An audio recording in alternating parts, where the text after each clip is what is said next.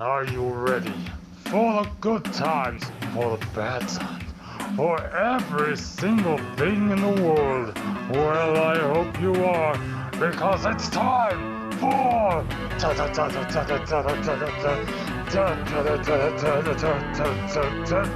Morgan, Gavin's Epic Fun Tales! Oh yes, baby. You know it! Yeah!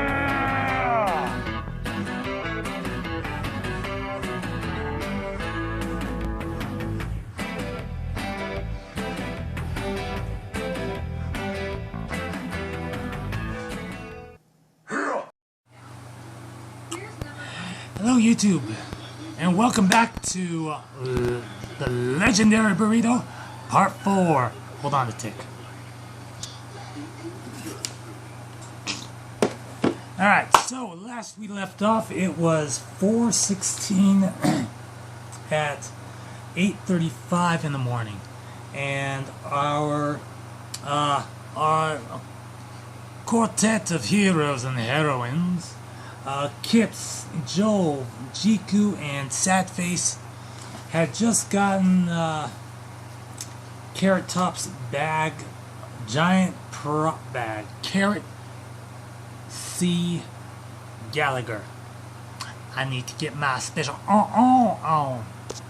Hold on, tick. But before I begin, this will only take a couple of seconds. I swear to fucking God. I first want to apologize for taking so long to get part 4 out. It's been one hell of a trip. Seriously, it has. That, and I've been busy with Discord, and we've got 60 members, and I've got to take care of a whole bunch of things, and now I'm a mod for a second server, and that's all fun. That's all fun. I'll link to my Discord server in the description below. Beep. Alright, hold on a tick.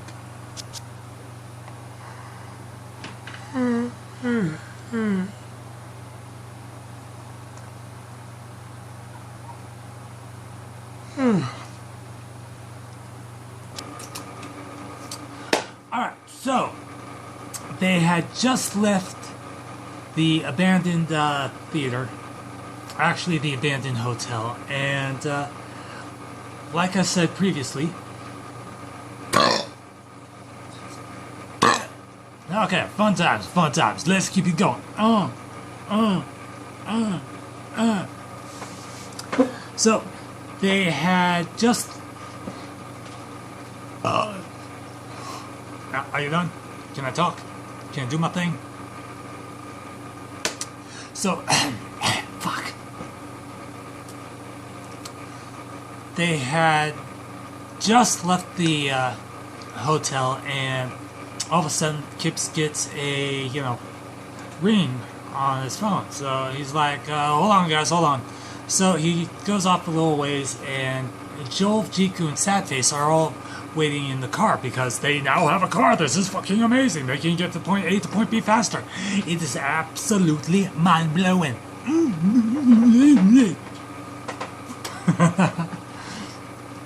So it turns out to be, Kip's dad on the phone, and he's like, Dad, what's going on? And his dad's like, well, son, it turns out that apparently I was infected with the evil bastard virus. And Kips is just stone cold shocked. He's like, I don't get it. How could this be? What's going on here? And his dad's like, well, it was all part of an evil prophecy that someone would eat a giant burrito, and well, I want to sign up. And Kips was like, well, what's going on, man? How could you do this to me? And his dad's like, there was $20 in it, plus a pack of cigarettes. And, Kips is just downright stricken with grief. He's like, oh my God, I can't believe this is happening. I can't believe, I have to go through this. Why? What in the world? And then all of a sudden, the clouds part, and then God just...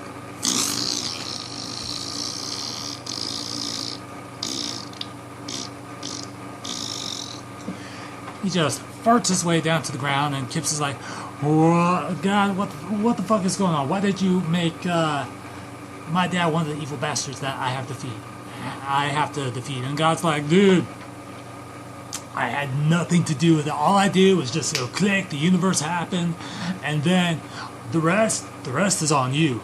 Also, Pastafarian religions are right. There is a newly appendage monster out there. It's made of spaghetti. Yeah.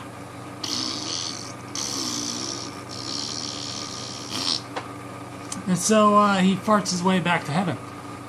And Kips is like, that, what the fuck? And so he's thinking to himself, oh my god, I just can't believe this. I can't believe that my dad sold himself out for $20 and a pack of cigarettes. And, Jolve is, still playing fucking Brick Breaker, and he's, it's getting harder and harder for him, and he's, like, getting really fucking irritated with it, and Jihku's like, I know, right? You can't beat my skull, bitch!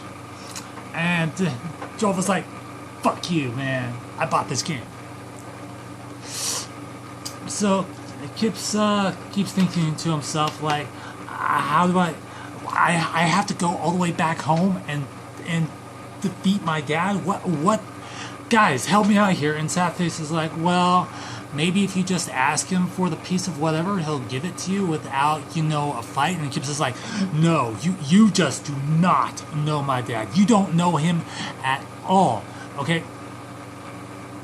Like, if I went back there would be there would be a major argument, like a major argument. I once took a can of Cheese Whiz, bacon flavored Cheese Whiz, and all of a sudden in the back of the car you hear, oh, because as everyone knows, on planet Earth, bacon is the king of food. Just, yeah. So they pile in the car, and the trip back home is silent. They pass the hotel. They pass the exploded corpse of Whale Piscamo. They pass the exploded mechanical mess that was Voltron in that defunct Radio Shack. They pass Bob Hoskins, who's like, I want my hat back. And Kips is like, fuck you, Bob Hoskins. Fuck you, I'm keeping the hat. He's like, what the fuck did I ever do? And they get back home, and it's this sobering moment. Kips thinks to himself. He pauses. He remembers, like, good times he had with his dad up until this moment. And it's just absolutely heartbreaking. It's completely and utterly out of his mind, and SadFace looks at him, and she's thinking to herself, man, I've got to do something for my friend here. I've got to do something for my friend. And so she gets this idea, what if we go in and fight him, and you can stay out here and, reflect on a lot of things. And Kips looks her in the eye. There's a tone of seriousness in his voice. He's like, no, I have to do this. I really have to do this. I started this journey to get to that legendary burrito at Chipotle across the frickin' world, and that's what we're gonna do. We have to defeat 12 evil bastards. I just can't. I'm still absorbing the shock that one of the evil bastards happens to be my dad. And, hold on. And Jolve is thinking to himself, like, what if this were one of my relatives that we had to fight? What if we had to go through this monumental task of reclaiming these seemingly unconnected pieces, and we had to, like, defeat these people? These people have families, they have fathers and mothers and brothers and sisters. Some of them have, husbands and wives. Why was today the day that, it was revealed to Kips that he had to fight his father? And so they're all sitting out there in silence, and 15 minutes pass. And it's, you know, the 23rd of April, 2:15 p.m. The mail truck, you know, drives by, and she stops, and, you know, she and Kips have talked for a long periods of time, you know, between drops. And she's like, you know, what seems to be the matter? And Kips turns to her. He's heartbroken. He's crying. He's, you know, he's not himself. And he says to her, my dad is one of the 12 evil bastards that I have to defeat in order to defeat a giant burrito over at Chipotle. And the mail lady looks at him and goes, you mean the Chipotle down the street? And Kips goes, no, different Chipotle. This thing is massive, it's sentient, it's got boxing gloves, it's just, you know. And, you know, she turns to him and she goes,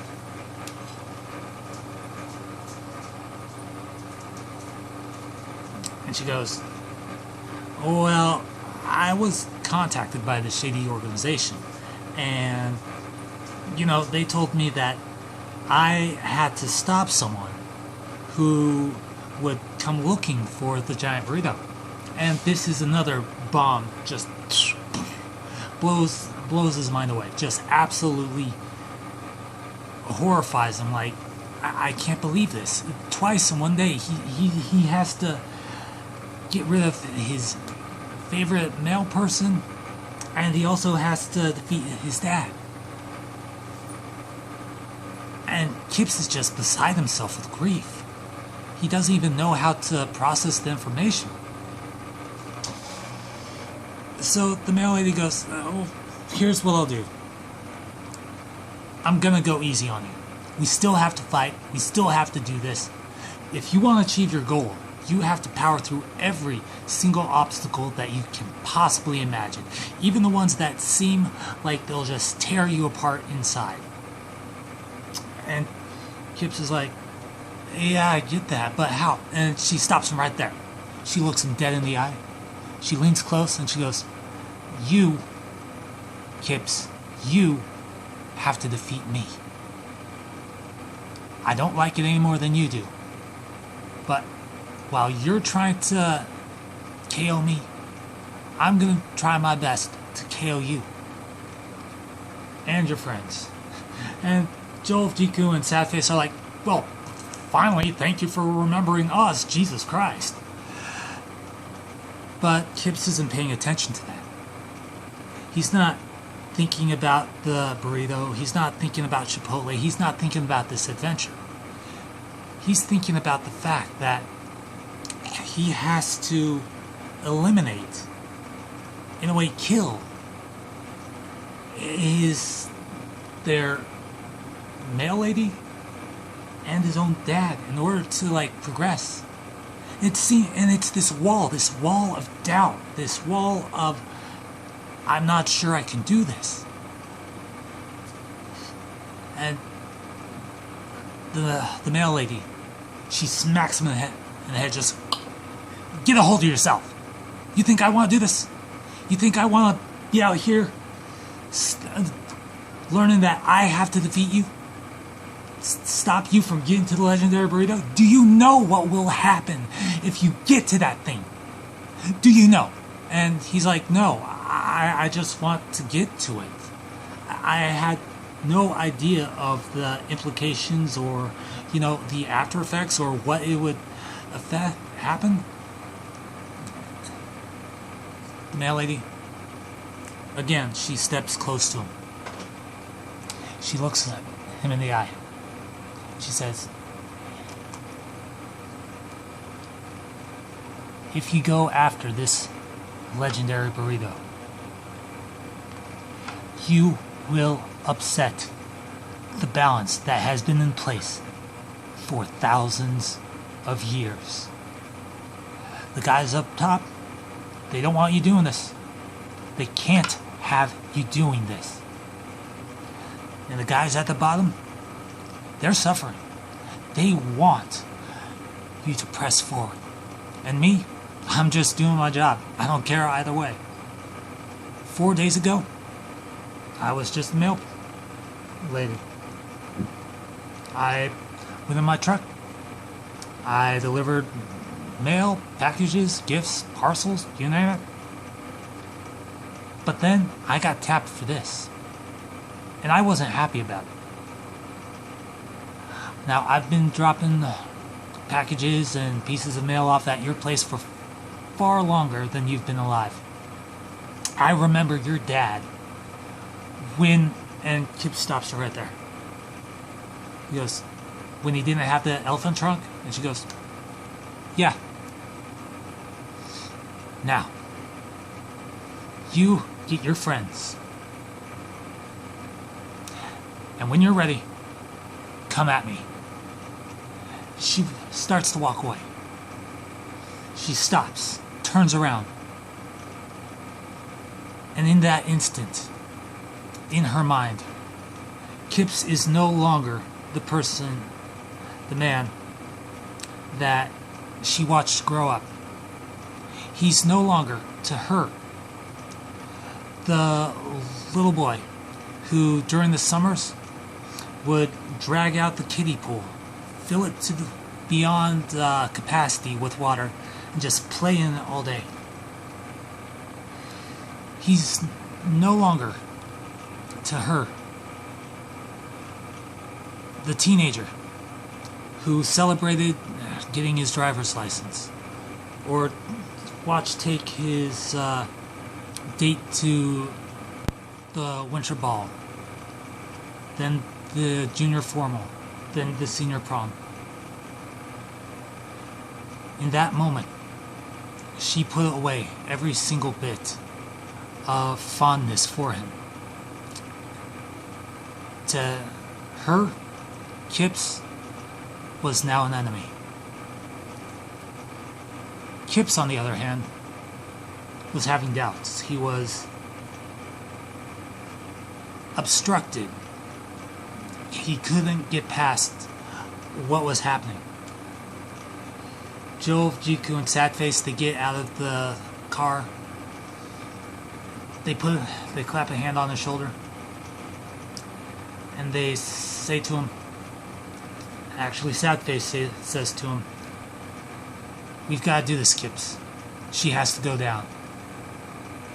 It's gonna suck. And you're gonna hate yourself for it. But in the long run, you will become stronger. Always remember that. And Kips, he's thinking to himself, I can't do this, I can't do this, I can't do this.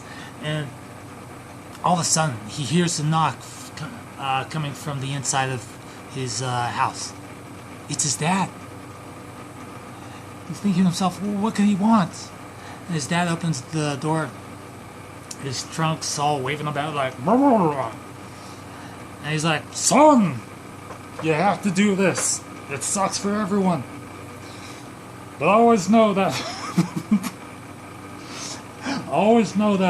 I love you. I'm very proud of you for how far you've come.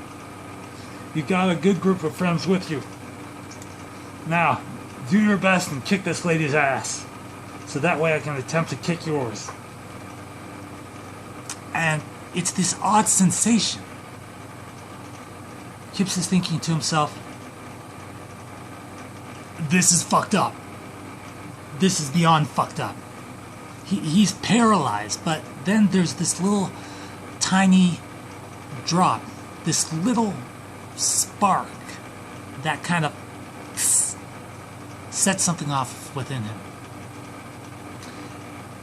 It's this slow change, this slow growing of confidence. It's this just slow turning of his mentality from the familiar into opposing. SadFace sees the change in Kips's eyes. His stance becomes more confident, poised to attack at any moment. Jolve and Jihku, they equip their shotguns, their snipers, their assaults, and they stand at the ready. Kips's father is watching from the front stoop of their house. He's sitting down, cracks open the beer, salutes, and it's at that moment that things get seriously intense between the two. 1 second. 1 second more. The mail lady springs into action. She's bounding back to her truck. The truck transforms into this giant mech. Kips, Jolve, Jihku, and SadFace start launching stickies, grenades, bouncing betties, RPGs, LRMs, every single thing they have at the structural weak points, the tires, the joints, the driver's seat itself. But the mail lady counters. She dodges and tries to flank him. Kip screams, "Spread out! Jolve, Jihku, left and right side. SadFace, get up on the roof and get a vantage point. Me, I'll try to keep it distracted." So Jolve and Jihku, they go off to the sides and try to figure out where this thing's weak point is. It has to have something. And meanwhile, the mail lady's just staring Kips down like, "Oh, I've got a package for you. It's gonna hurt. It's gonna end you. It's gonna stop you." Kips is thinking to himself, "Okay, I gotta stay focused. I gotta keep myself hyped. I gotta go fast." And then that's when it hits him. He has to go fast. He has to go faster. Hit harder. Be smarter. Do everything in his power to just kick the living shit out of this fucking monster that's right in front of him.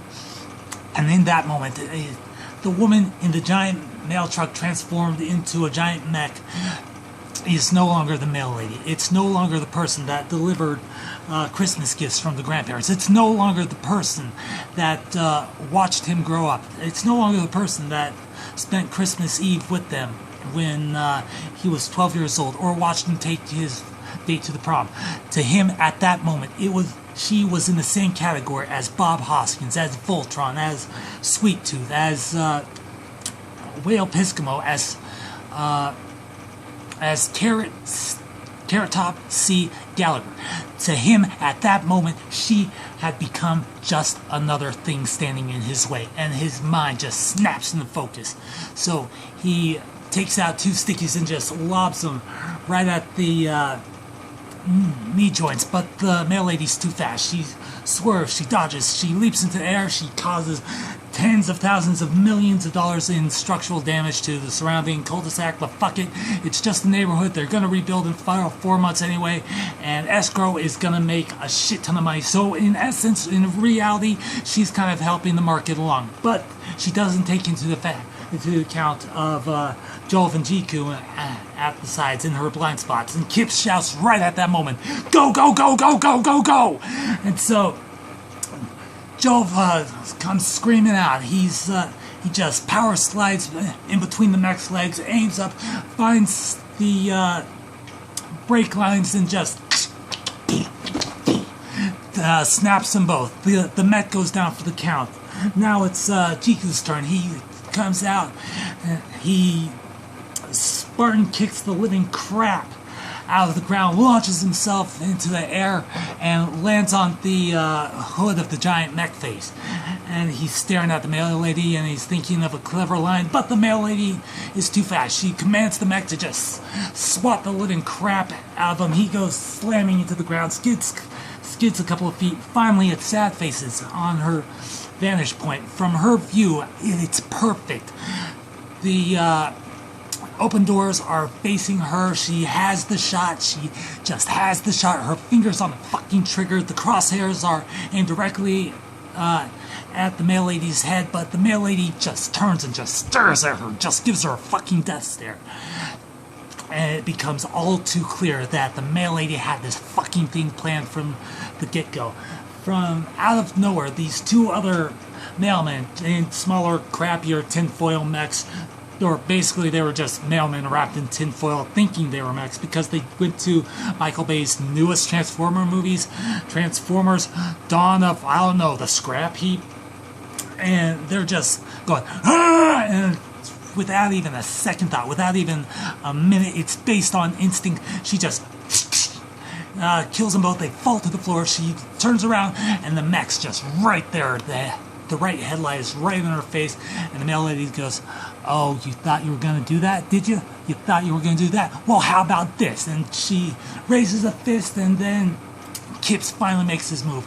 He grabs onto one of the loose brake lines, starts climbing it like the absolute fucking hell, and then gets to the part of the engine, the combustion, the radiator, and just starts hammering away at it with the butt of his assault rifle.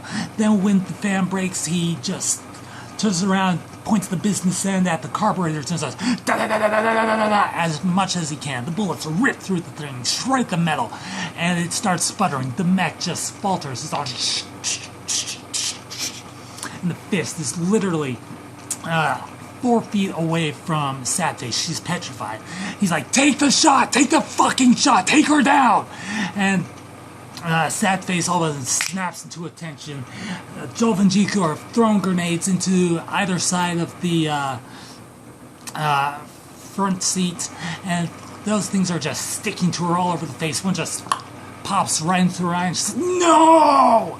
And so, with just one final word, she just like turns slowly, like cross her, and the male lady's staring at her right in the eyes like, "You just would not."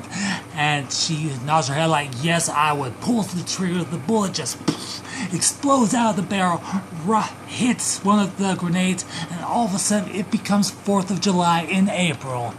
Fireworks display going off, well, more or less just exploding mech parts, almost like a nuclear explosion of awesomeness, but not as powerful and made of macaroni and cheese. And so the one thing that flops onto the ground after 5 or 10 minutes of just massive rupturing explosions, which even cause more property damage to the surrounding neighborhoods, because hey, let's face it, everyone's helping out escrow in the long run, so why not? The one thing that flops to the ground is the mail lady's name tag and her mail bag. Kips reaches down, he picks up the mail bag, slings it over his shoulder, turns around, and the glow of the fires that are jutting out of the mech, like some kind of Viking funeral pyre. One second. The glow from the fires lights up the name of the mail lady. Up until that point, Kips had no idea what her name actually was. He never even took the time to take note of it, or even ask the most basic question. What's her name? The name read Dolores Crescendens. And her ID that was stitched to the front of the U.S. postal mailbag said that she was first employed as a mail lady in 1947, 2 years after the end of World War II. And it just blows his mind. He defeated another evil bastard. But at what cost? His train of thought is interrupted by a harumphing noise. You've still got one left. His dad says, cracking open another beer.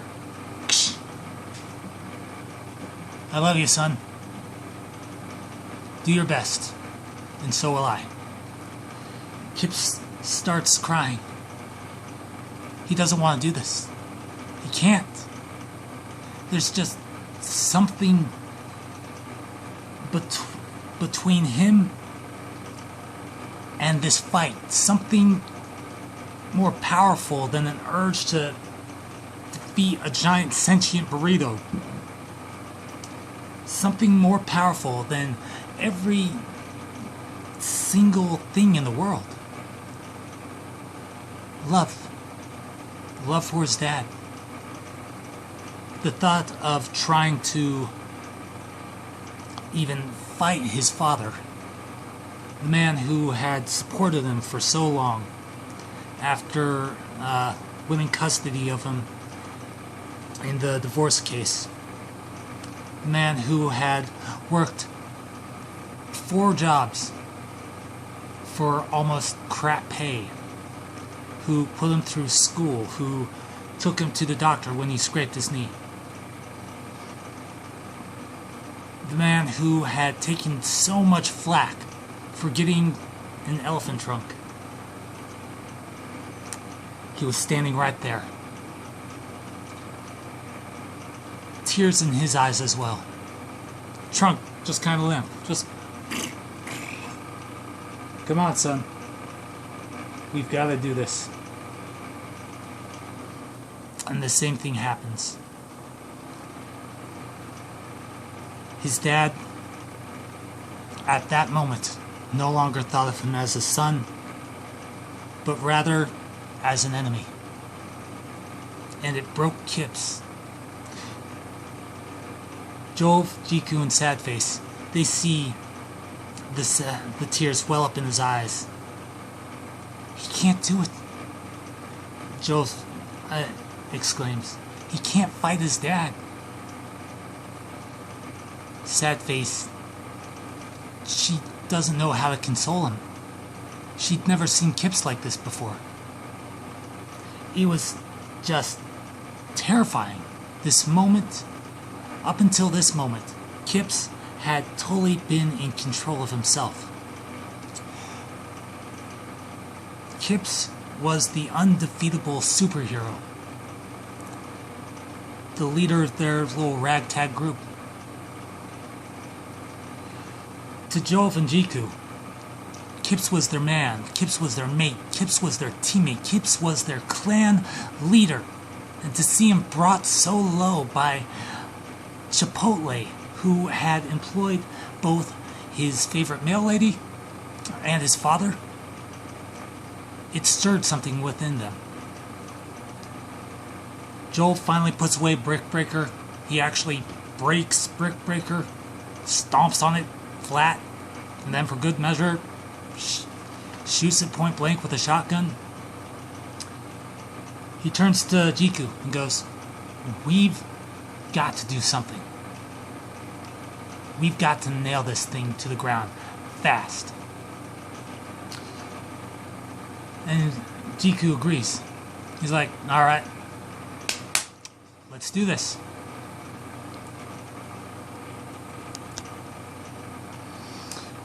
So the two, they walk up to Kips and they're like,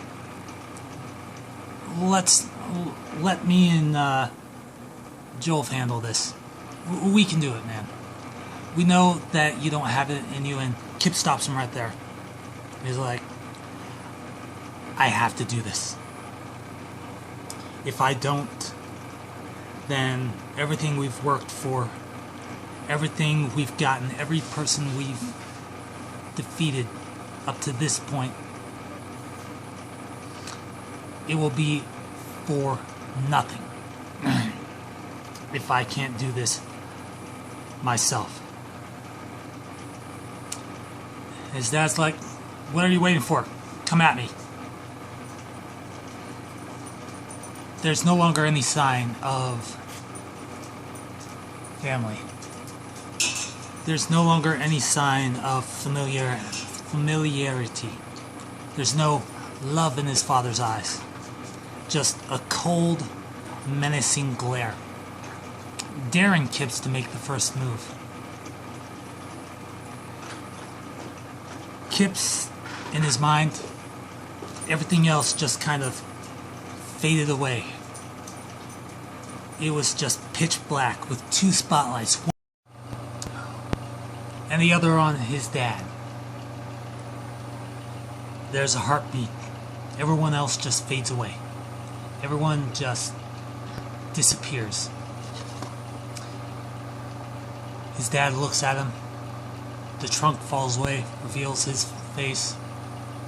It's handsome, it's rugged, it's manly, it's everything that every man wishes they could be deep down inside.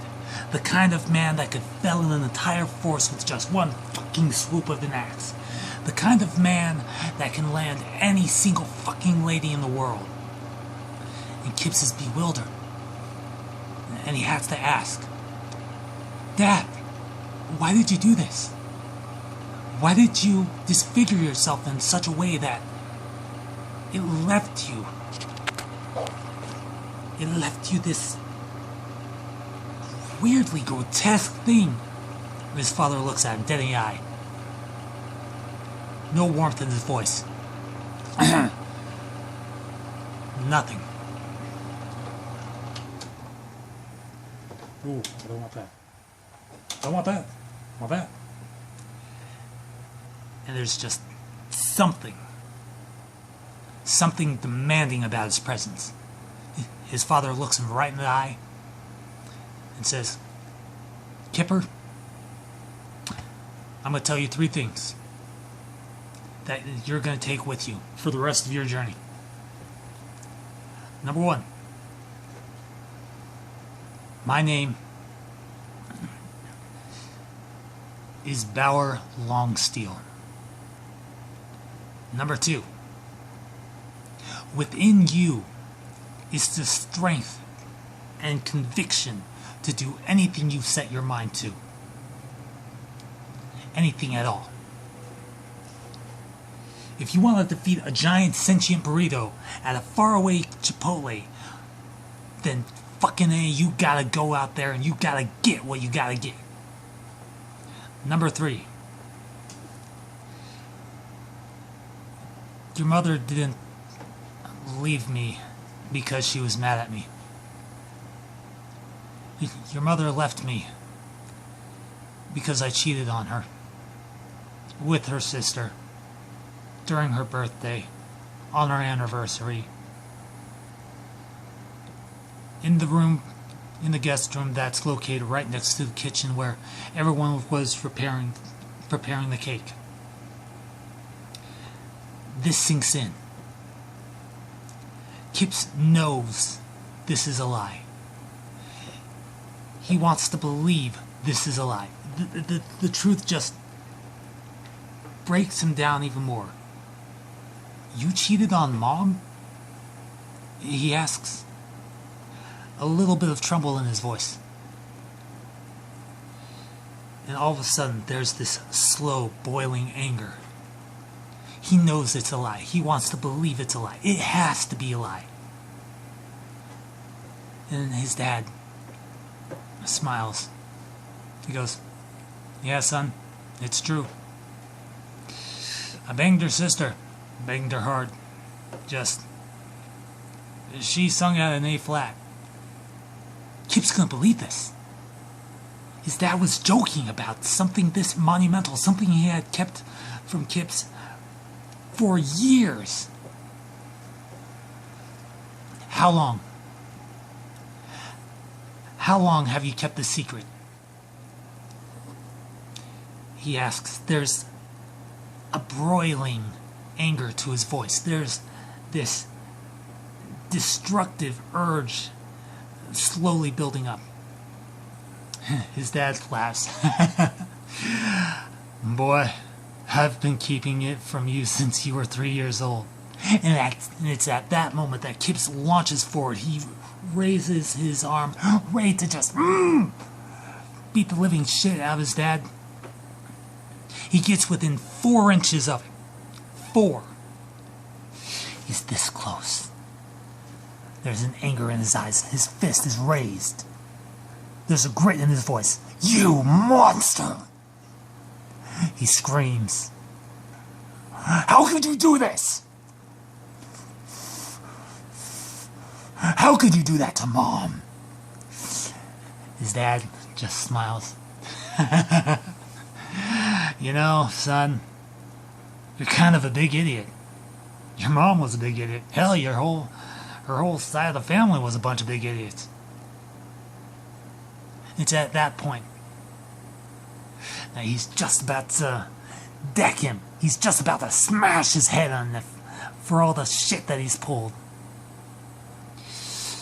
When his dad just drops dead of a heart attack. Right there. He was bluffing the whole entire time.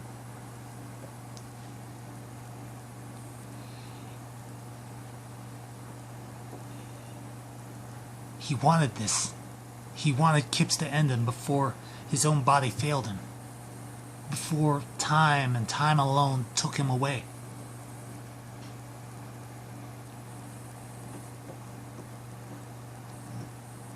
There was something that broke even more deep inside Kips. He didn't even know what to say. He was filled with anger and rage and at the same time shock and sadness. His dad's on the ground. Body heaving. Eyes filled with fear. Of this was how he was going to go. Kips goes down, grabs his old man. Puts an arm underneath his head and he just begs his dad, tell me it was a lie. Just tell me it was a lie. Tell me that it was a story you made up just to get me riled up so that way I would have to do what I had to do to get further. His dad only smiles.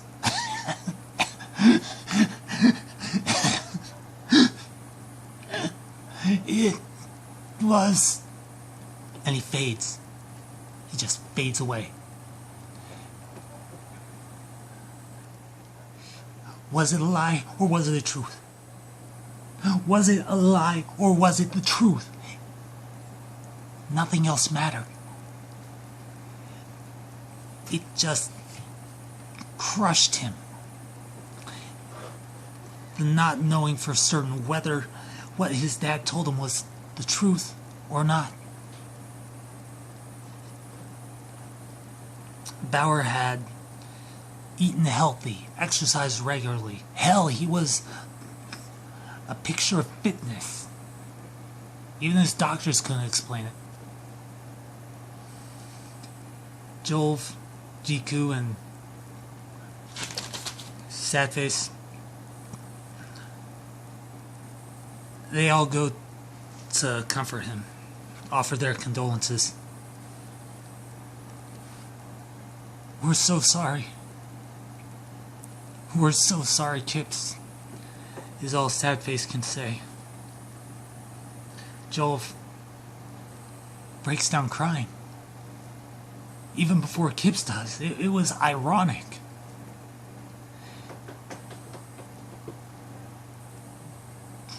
He couldn't have been lying.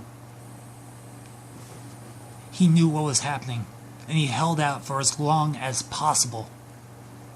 He wanted to see you one last time. He held out for you, Kips.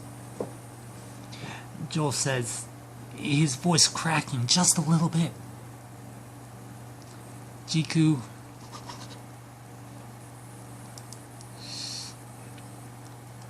he's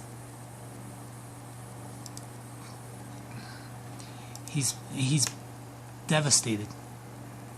He doesn't even know what to say. The only thing he can't say is the only thing that's been on his mind the whole entire time. It feels wrong. It feels like if they deserted Kips' father right now, so soon after he passed, without giving him a proper burial, that they would be desecrating the memory of the man who raised Kips to be the leader he is. It takes them a couple of days to sort out the details of the funeral, to make sure everything's in proper order.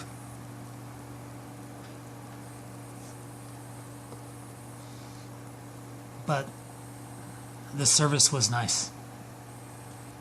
Everyone had great things to say about Bauer Longsteel. And it was Kip's turn to go up to the podium. All of his friends, his family were there. And at that moment, he felt so alone. To be standing next to the man who told him either a lie or a truth. To say something that horrible moments before he passed away. It just ruptured him.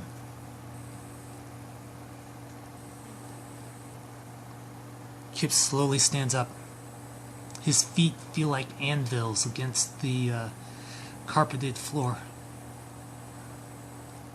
He walks up the aisle, each step echoing in his mind.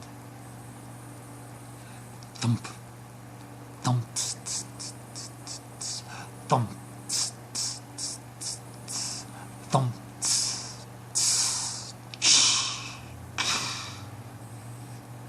The echoes getting louder and slower the closer he got, till it seemed like forever between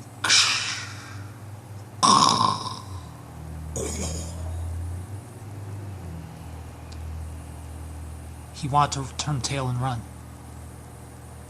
He wanted to break away from this madness that was enveloping his life, to run away in a hole somewhere and hide.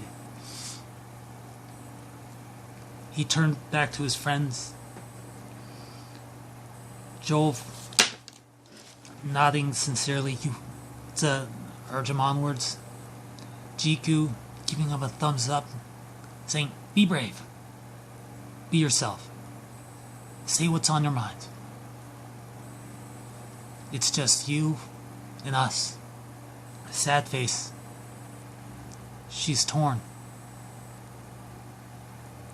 So Kips gets up, stands behind the podium, looks at the open casket, and says the perfect thing that it's the only thing he can say.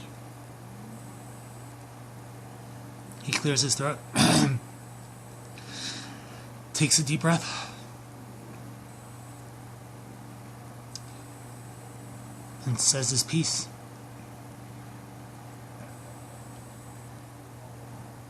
Bower Longsteel was the epitome, the epitome of the male ideal form.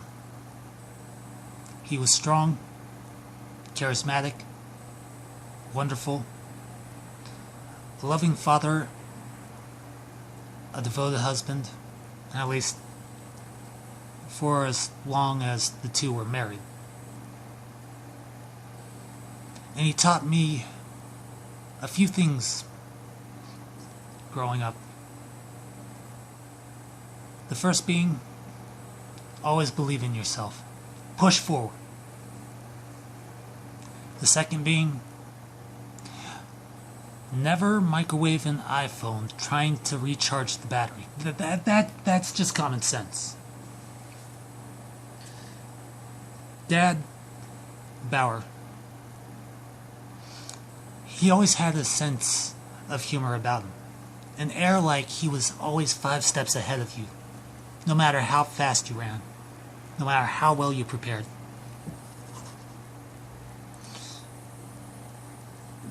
A lump formed in Kips's throat. Something broke within him, a well. His voice started to tremble. My dad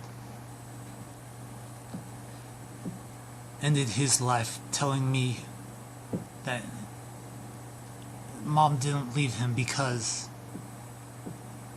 there wasn't any love between them.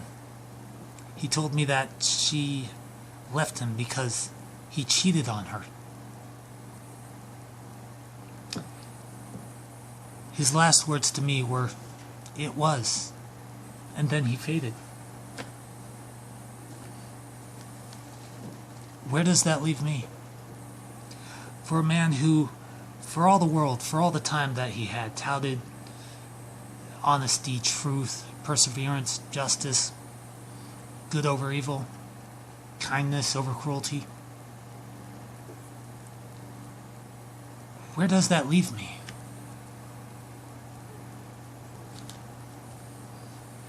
Thank you all for coming today. I know that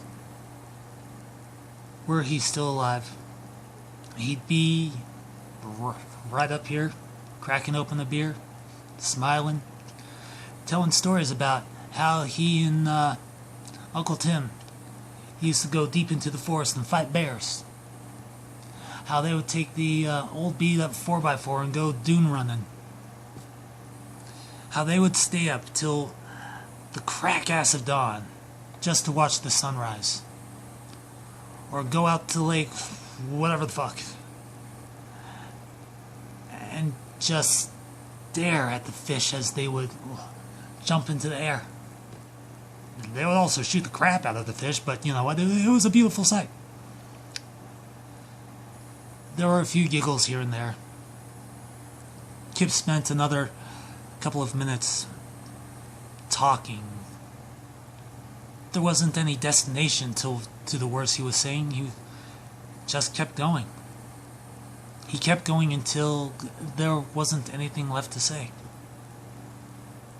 Till he was empty inside. Till whatever train of thought he had rode this monologue and finally ended. And when it ended, he couldn't hold back the tears anymore. He broke down. He started crying.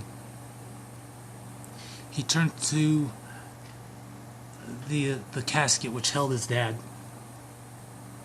who in his last moments went down fighting, or almost fighting.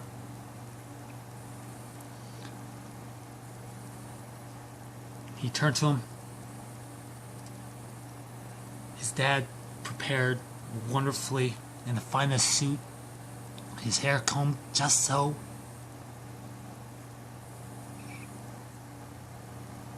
His dad looked like he was just asleep. Kip said, "Dad,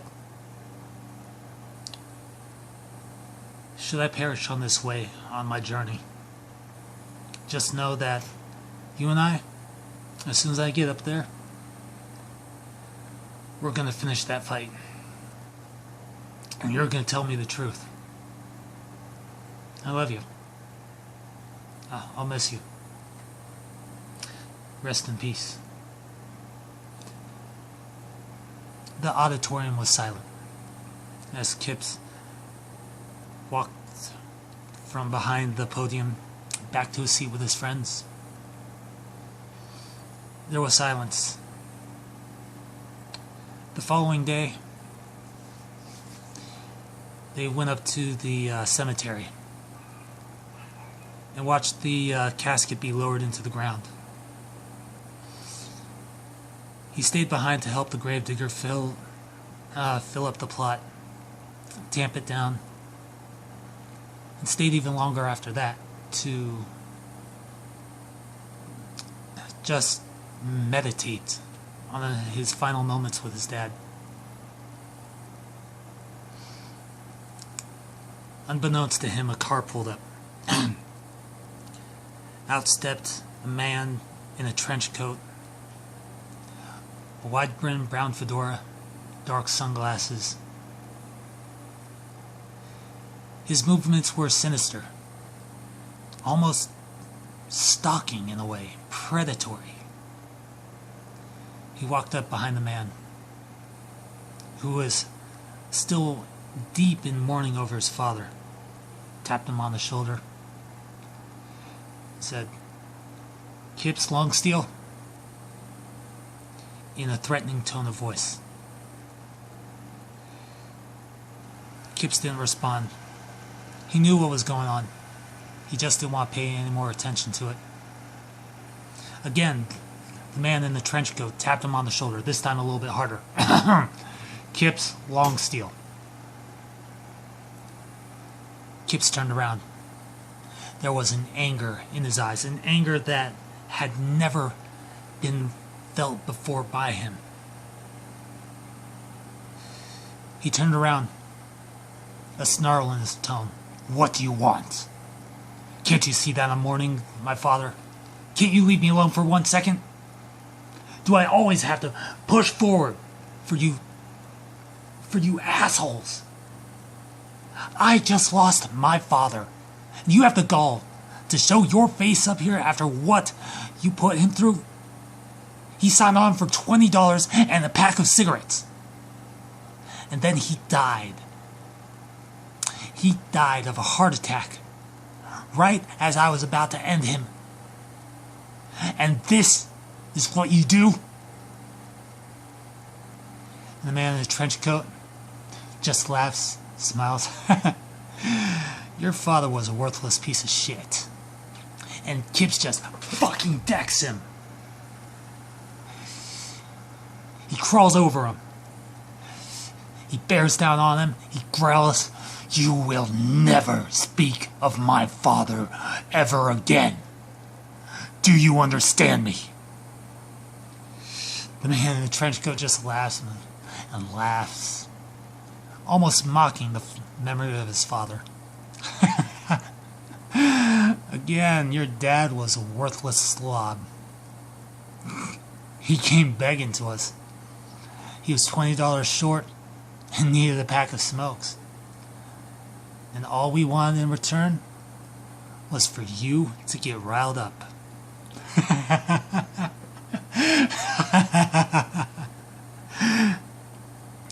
Kips, in a fit of rage, screams, raises his fist, and follows through on the action that he hesitated on with his father. The man's head just explodes, but it just reforms. The laughter continues, 4 feet away from his father's grave. "I will," Kips leans forward. "I will fight the legendary Burrito. I will defeat him. And when this is all over, if I am still alive, I'm coming for you next. Do you understand me?" And the man in the trench coat removes his hat, still on the ground, still laughing. "I'd like to see you try, Kips. After all, I'm Floral Black. I'll be waiting for you." And with that, Floral Black just disappears in a puff of smoke. Laughter still echoing in the air.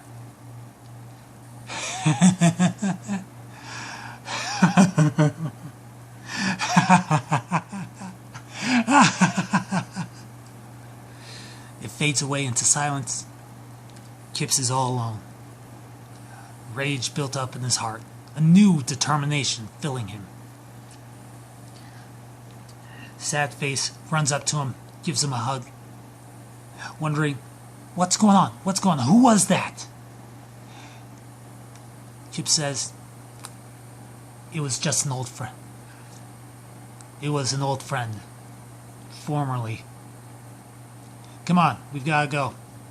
Jolve, who's the next evil bastard we got to take?" Jolve looks at his list. Barbara Streisand. Shit! Can't believe fucking Barbara Streisand is one of the evil bastards too. "Why, do you like Barbara Streisand?" Jolve asks. Kip shakes his head. "No, nah. She was my mom's favorite artist. Come on. How long?" Jolve looks at the map. "She's in Indiana right now, just after a concert. We gotta go now. We'll be there in about 5 days." "Just enough time," Kip says. They all pile into the car. Engine turns over, roars to life, and they drive away down the road. Thank you for watching part 4. And as always, time for the outro. See ya. Thank you so much for watching this video. It means a lot to me that I have such a supporting and awesome fan base such as yourself. So if you like this video, hit that like button. If you're new to my channel, hit that subscribe button. And as always, I will see you like a beast in the next video. Peace!